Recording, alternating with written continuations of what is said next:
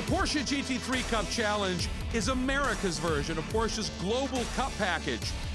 2 different classes, 30-plus entrants, and drivers ranging from up-and-coming rising stars to savvy veterans. The cars, Porsche's all.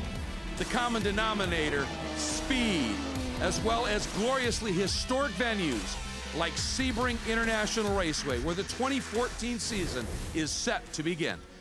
Hi, everybody, and welcome. I'm Greg Creamer, joined by Randy Popes, who, of course, has a tremendous pedigree in Porsche race cars. And Randy, we've got a great season of action to unfold, and it's going to be an absolute treat to be able to call it with you. Seasons always start up here at Sebring in Florida. We've got a huge field of Porsches, wide variety of driving talent. It's going to be a great show. Absolutely. The weather a little chilly at just about 55 degrees, but otherwise conditions are absolutely perfect. And what we're going to be taking you through is the second round of the championship. The first round unfolding a day ago, and it was Angel Andres Benitez in the 05 machine that picked up right where he left off at Sebring last year in the season openers with a win from the pole and a fairly dominant performance. In the gold class, it was Bill Pelichewski getting the win over Fred Pourdad and Eduardo Cisneros. When you look at the platinum podium, well, there it is. Benitez beating young Charger Colin Thompson and the evergreen Marco Chironi all the way down from Toronto. But Randy, 2 different classes. Tell us about the platinum category. We got the platinum category for the brand new 2014 Porsche 911 based on the 991 platform. You can identify by the black number plates and end plates with a white number. The gold category is for the last generation 997 based 911s. They have the yellow end plate and the yellow number plate with black numbers. And let's expound on that just a little bit. What is the reason for making the platinum class just the 2014 cars? It's a brand new car, isn't it? It is a brand new car, and guess what? Race cars have a short half-life. They're brand new and they get old quick. The newest 911 is an all-new chassis, same engine, trick paddle shifters compared to the old 997. It's up about 10 horsepower to 460. These cars are all serious race cars, any generation, just getting a little better all the time. As we said, the second round of the championship is about to come your way. 36 cars will take the green. Welcome back to Sebring for round 2 of the Porsche GT3 Cup Challenge. Cars starting to form up in their grid positions. And Randy, we've talked about Angel Benitez coming in another pole here for the second race. Sloan Urie making a big move from True Sport over to Jeremy Dale's team, who's decided to come and race in the Porsche GT3 Cup Challenge. Colin Thompson moving from their independent family team to the big Kelly Moss juggernaut. Christina Nielsen, a young Danish female driver who is so spectacular and actually having a couple of issues in qualifying, back in 11th and 13th. Young Jesse Lazar, 16 years old, and Mike Lewis, who's got a lot of European experience, not a lot here in his home in the States. A lot of changes this year, including that brand new car, and it's a cool morning. I hope they did a good job warming those tires. That's right, because we are about to go green, and it is a high-speed run down into turn 1, and a nice run. Really carrying speed is Benitez, jumps in front of Sloan Urie. Casey Coleman, our top qualified Masters driver, making a big look down to the inside. That may be more for protection, and that has allowed Colin Thompson and that bright orange Kelly Moss Motorsports machine to just drive right around the outside, pick up third. Tightens up down here in turn 3, the left-hander on the start. There's lots of action as they're hard on the brakes. Boy, and a great launch by Christina Nielsen from 6th up into 4th in her number 25 NGT Motorsport machine. That silver chrome looking car almost. Our pole sitter in the Gold Cup category, Patrick Otto Madsen. He has been exceptionally quick this weekend. Pole for round 1, although he had a problem in that race, contact and a resultant mechanical problem, and then pole again for race 2. But you can see the intensity of the traffic here as we get down into the very tight hairpin. Yeah, that hairpin is a great passing zone, and it's all about the brakes. Now we're in the Green Park chicane. They look like corners, but it's flat out. If you get a good run off the hairpin, you can maybe take the next guy into turn 10. Sebring has a lot of passing zones. Here's that tricky turn 10. And as you pointed out, it gets into a rather serpentine section of track where you're doing a lot of change of direction. Cars obviously have to be set up to handle that. Oh yeah, hard to keep the power down through that long sweeping turn 12. And now they're heading for 14, another high-speed corner, all about the aero balance. And these lead cars in the Platinum, they're 991 cars. They have very little testing. The teams are still figuring it out. Angel Benitez running away right now. He's got a good start under his belt. Boy, he is on form once again, as you said, opening it up just a little bit. Yuri now under big attack from Colin Thompson. That's that battle for second. The white car with that yellow Hertz down the side. And then the orange entry of Thompson takes a little look. Don't think he was close enough as they head down into Sunset Bend. Boy, this is a very, very tricky corner, isn't it? A bending brake zone. Oh yeah, and right under that bridge is a giant jump. Not designed in, but it's a bump that really throws the cars. But these new 991s are a lot softer. They have a real compliant suspension, and the bumps don't disturb them the way they did the 997 version, the last generation. Well, that's a good point. This part, the back straight, the Ullman straight, ooh, big look down to the inside, and there's a pretty good bump you see right there at the exit of one. That's old actual aprons and runways from the old airfield, and then they've got the permanent paved parts of the circuit, but the transitions between the two can be pretty abrupt. That concrete has been there almost 70 years, and this track has developed year by year from the 50s. Each corner is a piece of the old roads, and so it gives it a lot of variety, and the road has a lot of crown. We're coming into the hairpin. As they say, this track has a lot of character, a lot of personality.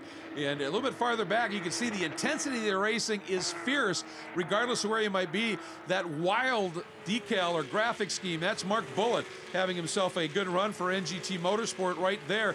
Finds himself back in the order just a little bit, but nonetheless, a fierce battle unfolding between this group of cars. Coming into turn 10 again, a little dive bomb maneuver, taking a look down the inside is one of the NGT Momo cars. And up here into tower turn, there used to be a water tower on the outside. They're heading back for 14. Benitez has cemented a solid lead right off the bat. Bit of a surprise because he's with his own new team. Put that deal together late in the game. Yeah, he'd run last year with NGT Motorsport, one of the sort of big mega teams, and this year going it alone.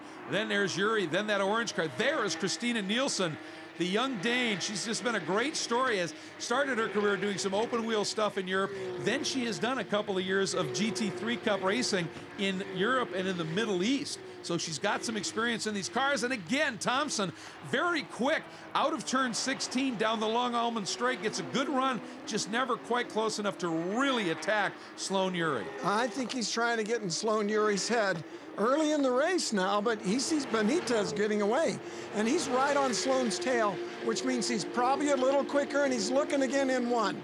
Just flashing orange in those mirrors for Sloan Yuri. Again, good point. These are all 45-minute timed events.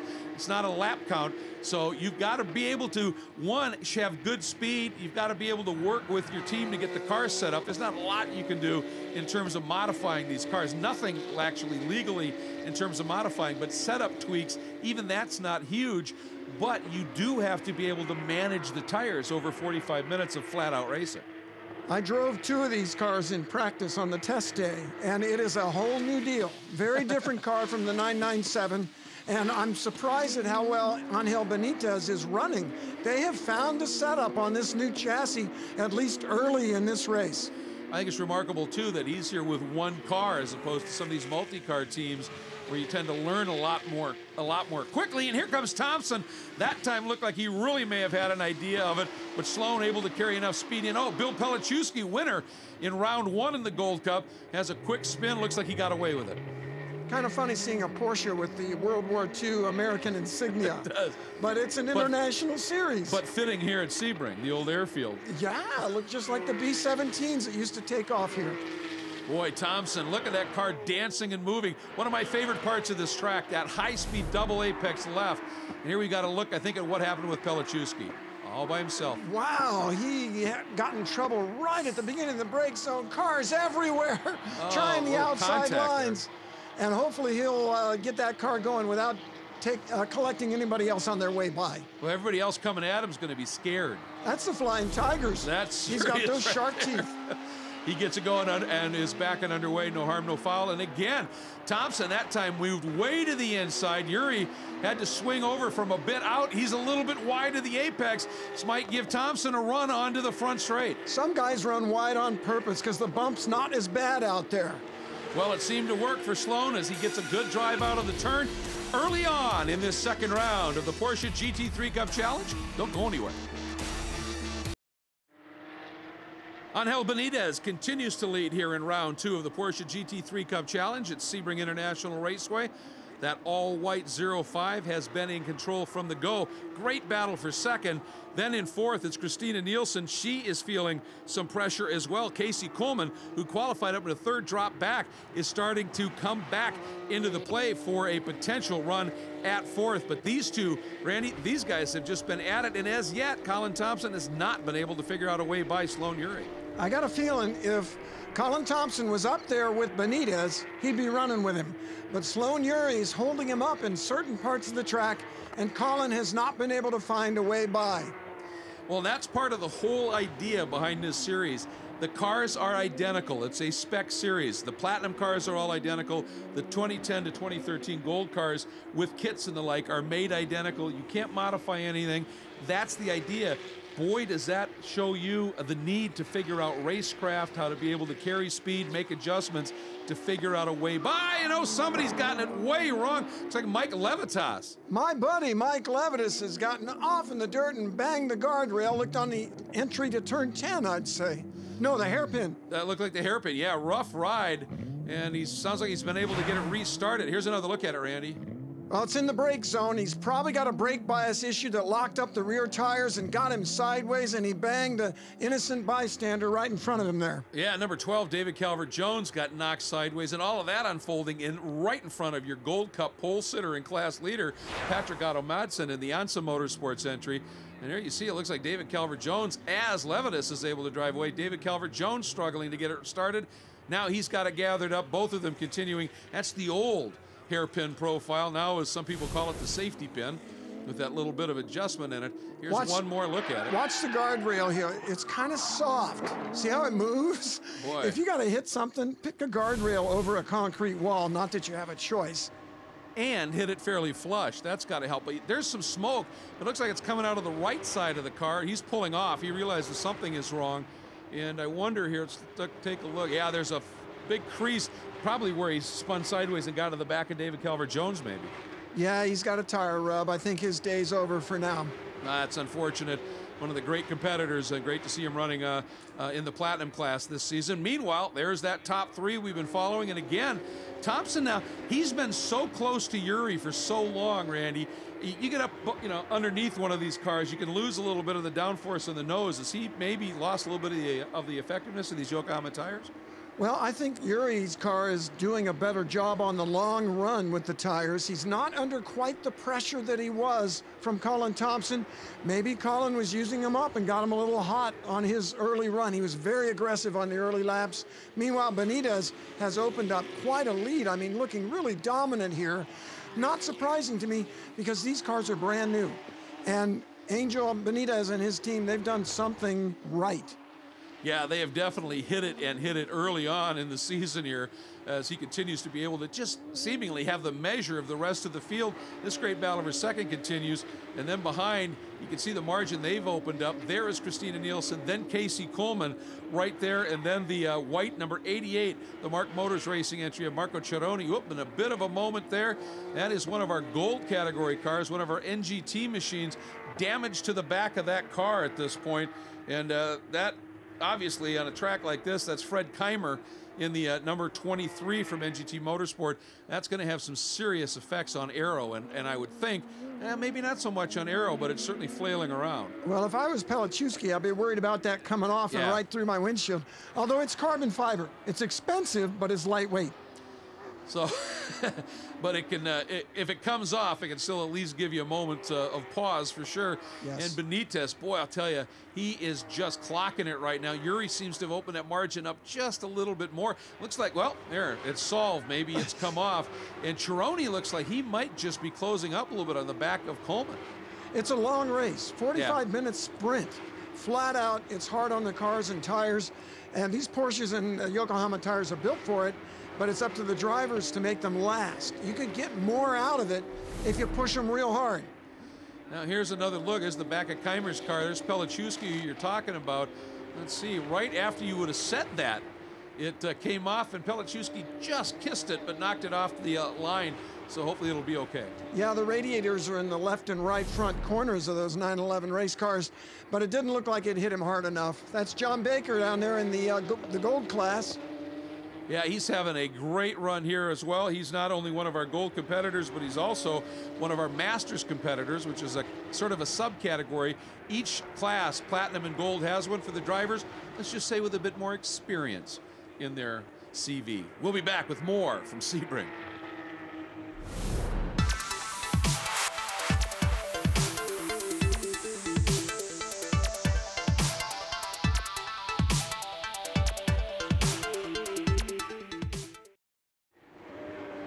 Round two of the Porsche GT3 Cup Challenge continues, and this is a battle that's starting to shape up. For fourth, there's Christina Nielsen in that number 25 NGT machine. Right behind her, there's Casey Coleman, who would also be the leader in the Masters subcategory.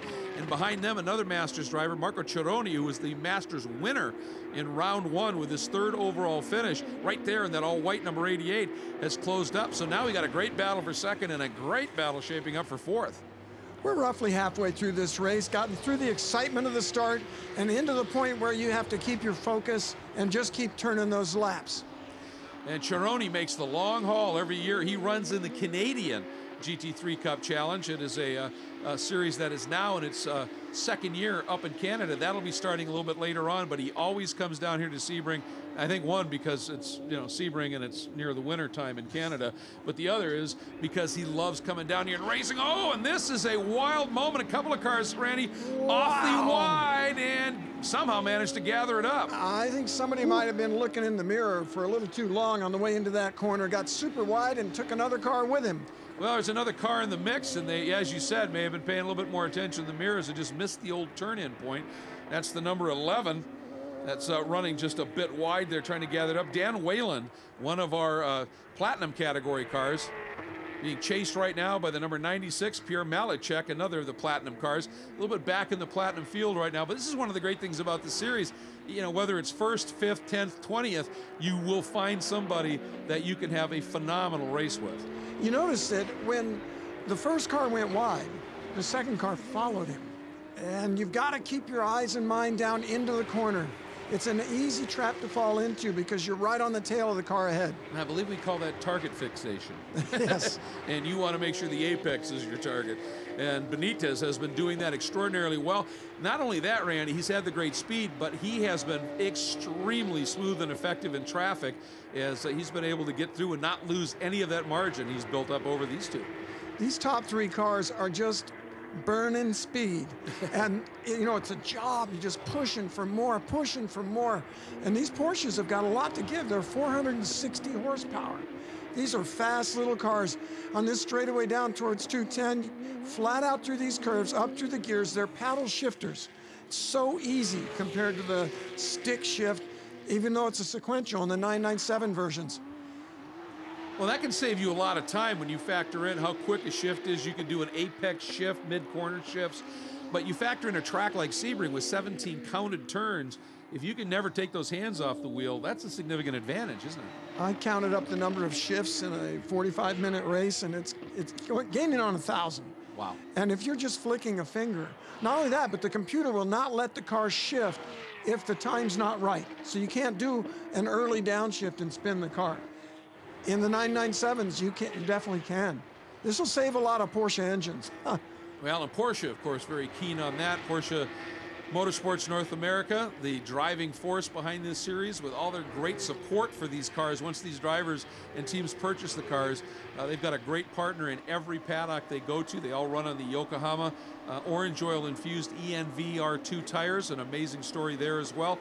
And the package as a whole produces something that you can push hard for 45 minutes if you know how to manage things just a little bit. That orange oil is very appropriate for Sebring. It's surrounded by orange girls. Exactly. Good point. And here we go, watching a little bit more of this battle. It's Eduardo Cisneros I think right now running our number 29 car in the platinum category, right there with the Charlie Putman in the 40 car. You can see the vertical motion through the big bumps on the old runways of the old part of the circuit here on pit lane. It is one rough place, as we said. Some drivers call it personality or character, others just call it violent roughness. But whatever it is, if you have an ability to get a setup on the car that soaks up the bumps without costing you speed, and you understand how to drive it, that could be a huge advantage. It's obvious that Benitez has got a setup. You see how hooked up that car is? Tail's not coming out. He doesn't appear to be pushing. He's hooked up and looking fast. Yep. Oop. I think that's the number 96 in Malyachuk. We were just watching that great battle he was having with the 11 of Dan Whalen, and Malyachuk driving for the More Speed team. Great to see that team back in professional competition. Looks like he just had to go around on him. Yeah, a little, maybe a power oversteer on the exit of turn 13 there. Fortunately, took him right out of the way, so no harm done there. And he is back at it now and able to continue on. I was talking about the More Speed team. That team had been a factor, a top-level pro car team years ago. They kind of got out of it, went and did a lot of vintage and historic racing, and the team principal said, I want to go back into pro racing. Got a hold of a guy no less than Price Cobb and said, you want to manage my team? And Price said, you bet. And they put this program together. Malyachuk, one of the drivers in the platinum class. On the other end of things, 16-year-old Jesse Lazare, phenom out of Quebec, is the other driver. And Price Cobb said, this is the guy I wanted. He's going to be fun to watch as he learns these cars and these tracks. Actually, David Moore, whoops, we got a little spin. Yeah, that's Oscar Arroyo going around, number 89, one of our gold category cars. And, you know, that's one of the things. You can cheat these curbs a little bit, but every time you do, you bring more junk onto the track, and eventually it's going to catch somebody out, yeah? That's probably what happened. That hairpin gets more dirty every lap. You get a little greedy with the throttle right here, and it can break loose on you under power. That's exactly what happened. Ooh, another close nicely call. Avoided. Yeah, I think that was David Baker that went around him there, maybe. That's twice that Baker has avoided things happening down there on the entrance to or mid-corner of the hairpin, as Arroyo able to gather it up. Benitez now working some traffic. Coming up, I think that's Malyachuk who had that spin. Benitez making the move. There's the big blue flag letting Malyachuk know that faster cars coming up, and he is able to slice through. And Colin Thompson now back in attack mode on Sloan Urie. Stay with us here at Sebring. We'll be right back. Welcome back to Sebring International Raceway. What a great venue to start off any racing series, let alone the Porsche GT3 Cup Challenge by Yokohama.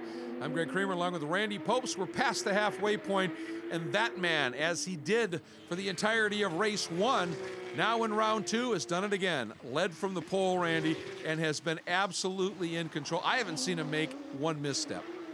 A young Latin South American and real gentleman. What a guy. But he looked so hooked up coming off the hairpin. I could see the speed. Yeah, everything's working. You know, you've said it already. They've obviously got a great setup on the car. He's getting everything out of it. You have a driver like Mark Bullitt paying attention to his mirrors, letting him slide through. That's what you like to see, especially into this quick double apex left-hander. Then hard braking there, isn't it? Oh, yeah, 125 miles an hour through 14. Woo. Now we're into the 15-16 combination. That's my favorite part of the track. Well, it's absolutely glorious. Every part of this track has something for everybody. There's that bright orange machine of Oscar Arroyo. Once again, we saw him have that little bit of a moment. He, too, is driving for Jeremy Dale and Harrison Brix's JDX Racing, and he finds himself in the midst of a pretty good little scrap as well. I think that's Bill Pelichewski right behind him. Yeah, we got a platinum car and two gold cars all running together in a pack. The platinum cars don't have a lot more power, only 10 more horsepower, but they're bigger, they're wider, they're longer. They've got the latest technology in the evolution of 911s, always getting better. Yeah, Porsche never stops its development of any of its cars, certainly not these sort of production line race cars, if you will, that are absolutely exceptional. That's David Calvert-Jones, who's in the mix of that battle as well with Oscar Arroyo, as this is that great front straight here down at Sebring, heading down into turn one. Things getting a little bit busy down here right now. That first car with the red trim, Santiago Creel, young driver up and out of Mexico, making his debut this season. And I think that is also Mike Lewis. Yeah, that is. Lewis, big story coming in. Very Over the tight. curb. Yep, driving Creel for closed the Competition door. Motorsports, and that was as close as it gets, Randy. Creel closed the door on him, put Yeah, he did. Mike Lewis up over the curb. It looked for a minute like he might tap him and spin him, but now they're all on the way to the hairpin in good shape. Yeah, and that white car is right in front of him. That's Jesse Lazar. There you go, in that number 31. That's that 16-year-old phenom from Quebec that we were talking about, racing for more speed. Then it's Creel, and you can see just in close competition, then Mike Lewis. And a lot is expected out of Lazar and Lewis, and certainly for Santiago Creel as well. Great talents all. I think we're seeing some variation at Sebring that's going to be less later in the season because the cars are so new. The teams are still figuring them out, and as they learn, they'll get closer together because they're so similar. But on the test day, when I drove one of these cars, I found that there was a lot to be had from changing the setup just a little bit. They're a very sensitive chassis to changes. I love that shot. You can see this is an active airport on the backside of things. Planes landing in the background while we were watching Angel Benitez continue to lead. And once again, it looks like Colin Thompson was able to close up, get right tight on the back of Sloan Uri, but maybe pushed a little bit too hard. And Uri now has been able to draw away just a little bit. And that was Mike Lewis taking a look at Santiago Creel once again. He wants him. He's probably a little quicker. Now look, he's on the inside. He's trying to block the car behind him, but they're going on around the outside. Oh, and this is, yeah, I mean, Lewis might actually be losing a spot. He's got the inside line and is indeed able to hang on. That car, the fourth car in this train, is Mike Shine, a teammate to Santiago Creel, the second car there, driving for Wright Motorsports. Shine is a strong driver. He doesn't drive much, but he's got a lot of talent, and he goes fast. I think later in the season, you're going to see him moving up the grid. He's one of the guys that sort of has the MO of being very, very fast, but tends to sometimes overdo it just a little bit. But you'd rather, as Roger Penske once said, I'd rather have a guy who's fast and teach him how to slow down when he's supposed to than have a guy who's not fast.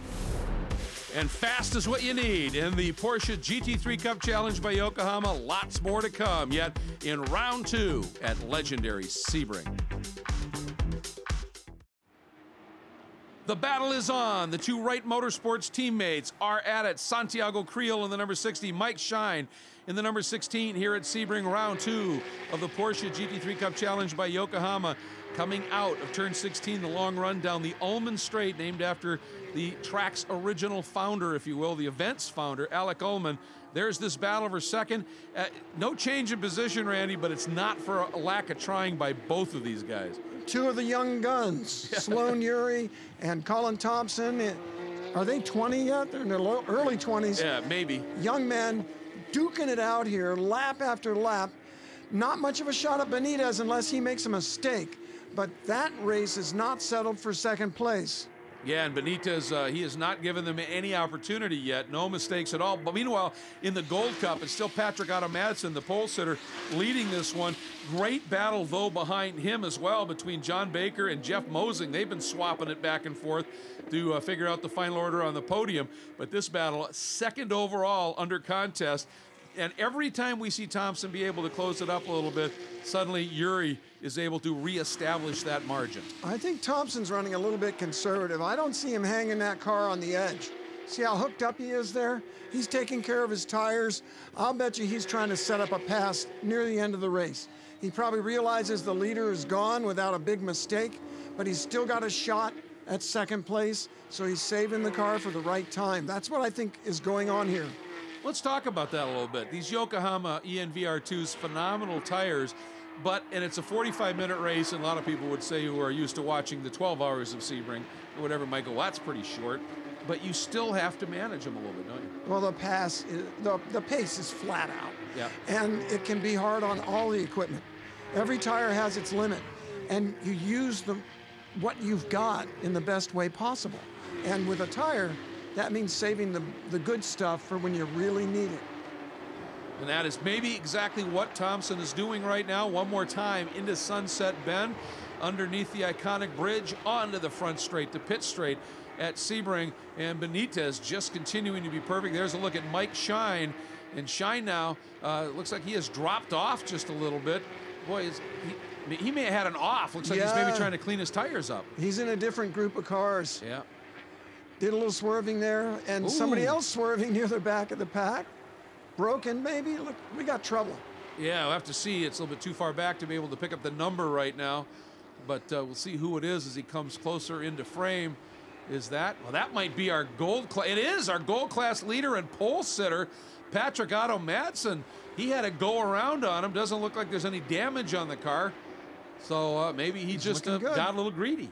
Looking good. And there's Benitez looking good. Through the hairpin, drives it off. You can just see that car hook up. Boy, and you can really see what you were talking about when you watch from the tails away of Sloan Uri and Colin Thompson. Uri's car is just dancing and Thompson's is just stuck. I love that view from behind as the car's leaving a corner. You get a real feel for the grip and the handling. Just like this. Whoop, but now somebody else that's down in the hairpin. This is a place where you're going to have lots of little. That's the 88 of Chironi. He was one of the drivers who was in that great battle for fourth. He now has dropped back just a little bit. Ouch. Yeah, tough run. He was third overall in round one. Yeah, and the hairpin, you're coming from 150 down to about 45 miles an hour.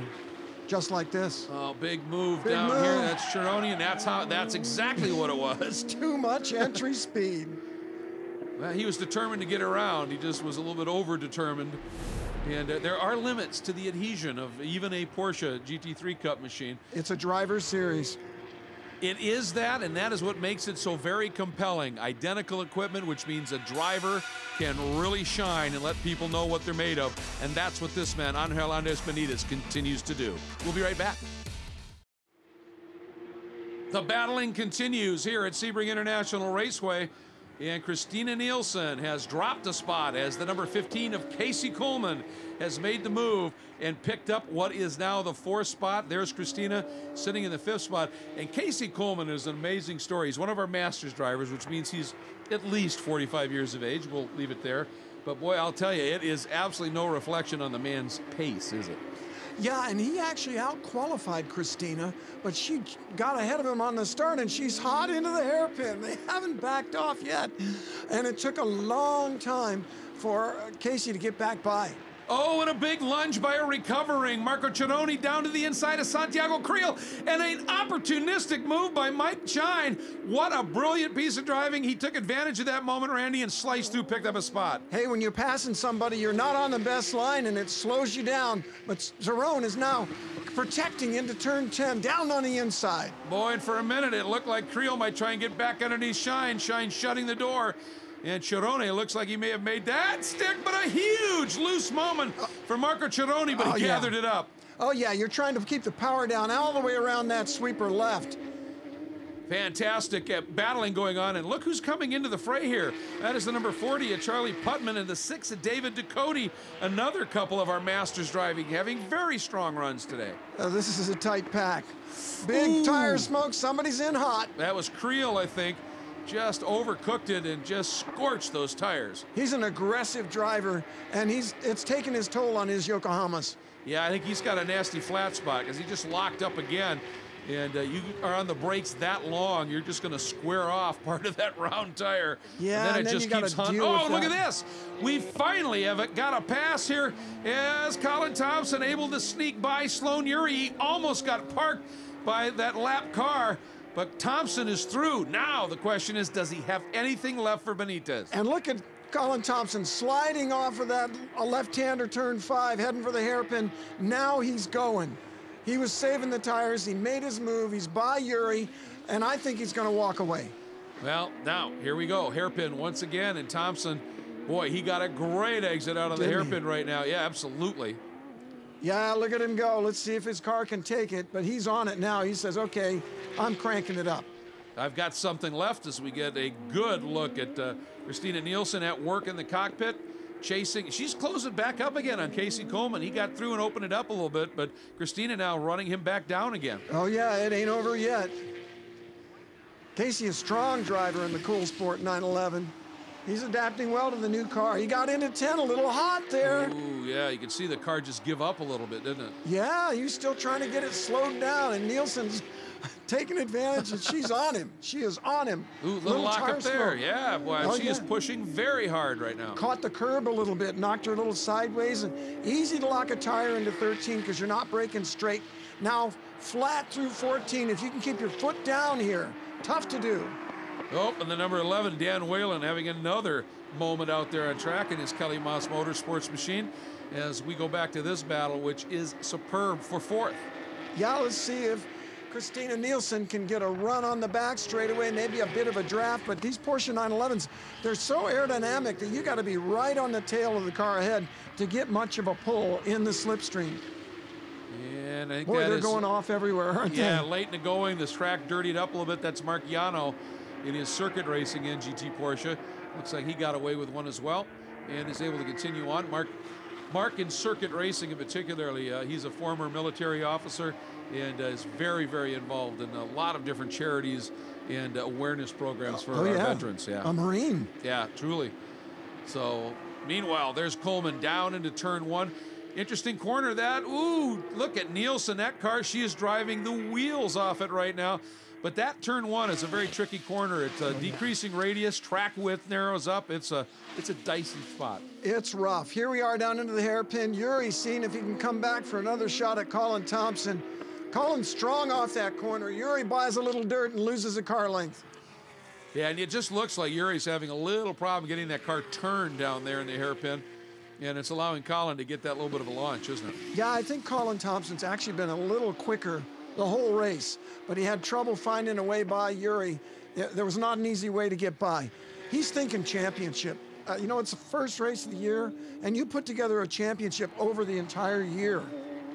Well, and Thompson had shown last year that he was going to be a contender, and he certainly is today. It looks like Mike Shine has had another off, dropping him down the order as we're going to step away. We'll be right back to Sebring. We are into the final few minutes here of the Porsche GT3 Cup Challenge by Yokohama, round two. And Angel Benitez, the 05 Leaderjet, avid in Formula Motorsport machine, continues to lead away, but some great battles continue on the track. This is one for fourth, although Casey Coleman now has been able to distance himself once again from Christina Nielsen. That pavement at the on the concrete just beats these cars up. You can see the Porsches just working it up and down on the exit of turn one here. Huge bumps. And of course, you know, what you may not be thinking of is when you're racing at speed like this and you're hitting those bumps, that puts tremendous strain and heat into those dampers, doesn't it? Oh, yeah, into everything. Tires, the shocks. Sebring, for a flat track, it's really challenging and interesting because of the bumps and because of the crowns in the road. These are the old roadways of the airbase right here, and they're not always flat. It's flat here into turn 10. It's crowned on the exit. You know, the middle of the road's higher. These guys are neck and neck. You try to keep it flat around that long sweeper. Right here, a lot of crown in the road. The outside pass. What, did he break? No, I think Pelichewski finally realized that he had the overall race leader on his six. Oh, that's Benitez. Yeah. I didn't get that. Angel Benitez is one of those days where he's got the car. Boy, he's just, anywhere he puts it, it is working, and just swept the outside of Pelichewski. And Benitez, this would be his third straight win at Sebring, going back, his fourth actually, going back to his double win at the doubleheader to start last year's 2013 season. Interesting example of the evolutionary changes of 911s. Yep. When I saw two of them right next to each other, I wasn't immediately aware that we're looking at a platinum and a gold, the current model and the last gen. Yeah, this last upgrade, not as noticeable as the previous one where the car was much lower, much wider, much bigger wings. This was a more subtle one. Again, that paddle shift, one of the huge things, along with just little tweaks that just make the overall package better. But Benitez right now, as you can see, even when he gets caught behind somebody in traffic, he figures out a way to sort of stem the flow, if you will, like that outside pass on Pelichewski, and has been able to keep that margin. And Yuri and Thompson, I mean, I'm sure they're a little bit frustrated because Thompson, he's opened up that margin, hasn't he, over Yuri? He has. But he hasn't really done anything to the deficit he's got to Benitez. Yuri has been Benitez's friend in this race. Yeah. I got a feeling if Thompson had started ahead of Yuri, then he'd be a lot closer and maybe even might have been able to pressure Benitez. But Benitez has got such a nice lead, and he is in one of those positions that's very unusual in the Porsche GT3 Cup, to have that kind of lead. Yeah, and keep in mind, as you said, Thompson as well. I mean, he did start fourth, so he's made up a couple of spots, so it's been a good day for him. But as you said, maybe a little bit too little too late in terms of being able to get around Yuri, because this guy in that Leaderjet machine has just been absolutely flawless, I think is the only way to put it. He's hooked up. It's that long accelerating sweeper. Now you're braking over the crown of the road into turn 13. Now this is almost like banked and then off camber on the exit. His Porsche doesn't even see it. He's going through there just like the corner's all the same. Yeah, he is truly, truly hooked up right now. Another guy who is on the move is Michael Lewis. Remember, we were talking about the fact that he'd qualified well down the order, 13th overall, as a matter of fact, and he is knocking on the door now of a possible top 5. He's up into, I believe, it's 6th spot right now. Great day for Michael. I think Colin Thompson is turning the same lap times Benitez is, and he's definitely leaving Sloan Yuri behind. But I don't think he's going to be able to get there. That's a big lead for Porsche GT3 Cup. Yeah, as a matter of fact, Thompson has now run the fastest lap of the race, a whopping 3/100ths of a second quicker than Angel Benitez. But still in all, it gives you an idea of his pace as the white flag comes out. 1 lap to go here in round 2 at Sebring, and Benitez just needs to hit his marks one more time, but it's a long way around this airfield circuit, 3.75 miles. It's a long way. He's got some slow cars up ahead of him that may or may not be a factor here. He'll probably be in the middle of those cars. Look, they got tire smoke. They're racing each other, probably the back of the gold field. Could be an issue later in this lap. Yuri looking to solidify at least the podium spot here. And here you're talking about it. Benitez, very short order. Coming up and running into the back of these guys. That's Malyachuk once again, who's had a fairly eventful day. Let's see if he sees the blues and lets Benitez through.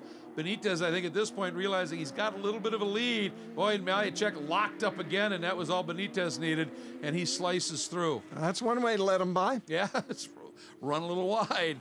Let him through. Benitez now heading toward turn 10. In this sequence of corners, that quick right-left flick now into turn 10. Yeah, and it's interesting. He's been driving through a lot of smoke and dust, hasn't he? There's a lot of action in the back of the pack. Boy, I'll say cars are throwing things up when they run off, locking up all over. And that on this final lap, that's got to get your heart in your throat just a little bit when you're coming up on the back of some of these guys who are maybe a little ragged. Oh, yeah, you've got to be careful because they don't always know that you're coming. They're at the back of the pack. They haven't seen any traffic come by for a long time, and it can be a big surprise when the leader suddenly appears going 5 seconds a lap faster. Well, he just has to get through here, and then he's got only one turn, Sunset Bend remaining, as they're onto the Ullman Straight. And this is where you're really hoping that that driver in front, I think that's Mark Yano, yeah, sees those the blue flags being waved by any of the workers, letting him know there's a faster car coming. And I don't think he was ever quite close enough. He's got a little bit of a margin. Just get through this corner, Randy. Yeah, and Lano is a big supporter of the Injured Marines Fund. That's a great thing. A Marine himself. He may beat Benitez to the line here, but he's going to stay on the lead lap. Absolutely. There it is. Win number 2 on the weekend for Angel Benitez. Thompson comes home in second. Yuri, a very impressive third. And we believe Casey Coleman will hang on to that 4th spot. If he does, that will be the win in the Masters category for the Platinum class. But Benitez, once again, 2 poles, 2 wins. What a weekend. Very impressive performance with a new team that he and his father put together themselves, and they've done a great job here at Sebring for the 2014 season. Yeah, they've got the magic here at Sebring when you look at his history here as well. In the gold category, Patrick Otto Madsen is going to get the win, but we've got more action, more battling going on. This is for Beck, I think, in the about the 10th spot. Boy, look at this. The field absolutely covered. That's the 60 of Santiago Creel. He will hang on and bring it home in 9th. Boy, he's been involved in the wars, and he just held off the 27 of Javier Quiros. He came back through that pack, didn't he? Well, that's some good stuff. That's what we're talking about in this series. It's it doesn't matter where you're racing. You will find a great battle to be a part of. And boy, have they. Getting back to what I was saying with the Gold Cup, Patrick Otto Madsen, after having pole for round 1, then being hit and having something break on his car, he comes through, brings the win home today, again over John Baker and Jeff Mosing, Baker being the Masters winner in gold. We'll be back to wrap things up. Well, the field has completed its cool-down lap, heading down into pit lane. And this second round of the Porsche GT3 Cup Challenge by Yokohama now complete. And Randy, what a fantastic place, obviously, to start a season. And we've clearly seen that this guy right here, Benitez, boy, when you're hooked up, you are hooked up. He had the car today, and it's rare to see that kind of domination in the Porsche GT3 Cup. It is, so he's going to enjoy it as we take a look at our results. There you see in 15th, your Gold Cup winner, Patrick Otto Madsen over Baker Mosing. As we take a look at the rest of the field, you can see Jesse Lazar having a little bit of an issue today in the Door Dr. Moore Speed machine and dropping back. He had struggled a little bit in qualifying back in 11th. There's Benitez having a nice chat with one of the gents from Yokohama. Of course, all the cars on the Yokohama tires. Here are the points now after 2 rounds with the sweep. Pretty obvious, Benitez out front, but Colin Thompson keeping it very close. And in the gold category, Fred Pordad, 2nd yesterday, a 4th today, puts him on top of the points over Mosing, Pelichowski, Baker, and Patrick Otto Madsen, who had the mechanical DNF yesterday. And there's a look at the... Did they know you were going to be calling this race? Oh, yeah, I'm a Gator.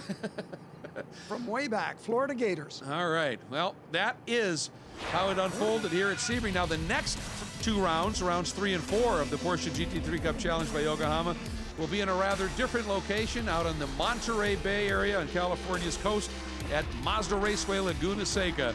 But the opening couple of rounds here at Sebring are complete. The Porsche GT3 Cup Challenge by Yokohama now officially on its way.